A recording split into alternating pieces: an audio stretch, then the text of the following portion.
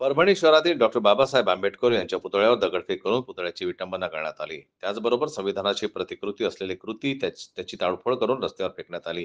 सोबतच संविधानाची प्रत फाडूनही रस्त्यावर फेकून त्याचा अपमान करण्यात आला. त्यामुळे सर्व आंबेडकरी अनुयायी हे रस्त्यावर उतरले आणि संपूर्ण परभणी शहरात जमावाचं वातावरण निर्माण झालेलं आहे. शहरांमध्ये गल्लोगल्ली लोक रस्त्यावर उतरून आणि दोषींवर कारवाई करण्याची मागणी करत आहेत.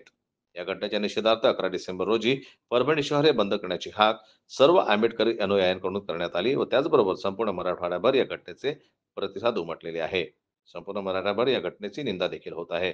डॉक्टर बाबासाहेब आंबेडकर यांच्या पुतळ्याची विटंबना माझे संपूर्ण आंबेडकर अनुयायाच्या अस्मितेला धक्का पोहोचवण्याचा प्रयत्न काही गुंड प्रवृत्तीच्या लोकांनी केला. या घटनेच्या निषेधार्थ संपूर्ण मराठवाड्याभर निषेध कार्यक्रमाचे आयोजन करण्यात आले आणि सर्व जनतेने निषेध कार्यक्रम शांततेत पाडावे असे आवाहन सुद्धा आंबेडकरी अनुयायांकडून करण्यात आलेलं आहे.